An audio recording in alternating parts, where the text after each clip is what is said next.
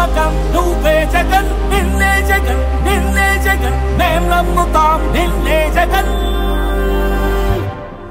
మా నమ్మకం నువ్వే జగన్ మేం నమ్ముతాం నిన్నే జగన్ మా నమ్మకం నువ్వే జగన్ మేం నమ్ముతాం నిన్నే జగన్ జూన్ 4వ తారీఖున